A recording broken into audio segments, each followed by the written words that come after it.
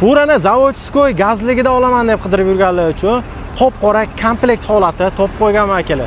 2018-yilda ishlab chiqarilgan Havo T7 bosib o'tgan masofasi 349 ming kilometr masofani bosib o'tgan.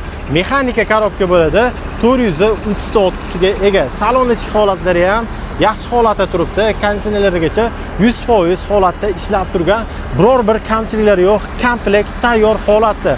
Balonlari ham, tigachka ham, pritsepka ham 100% yangi holatda turibdi akalar. Gaz ballonlar soni jami 14 ta 150 litrli gaz ballonlar bilan jihozlangan. Bitta zapravka bilan egalari 1000 km masofani bosib o'tadi deb aytayaptilar. Pritsepi 2011-yilda ishlab chiqarilgan Schmitz Ref bo'ladi. Agregati Thermoking SL2 300 agregatda turibdi.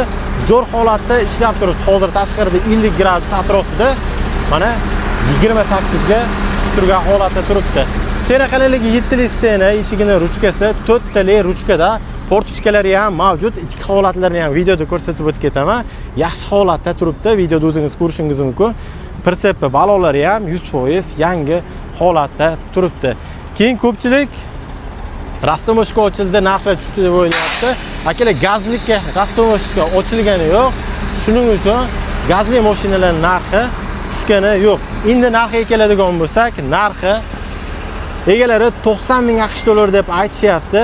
Telefon qilib o'zlari bilan kelishsangiz bo'ladi. Manzil Namangan viloyati, Namangan shahrida turibdi. Bemalol kelib ko'rib, tekshirib olishingiz mumkin. Bu videoni mana shunaqa komplekt holatda refli gazli fura qidiruvga tanishlarga yuborib qo'yish esdan chiqmasa. Hammaga rahmat.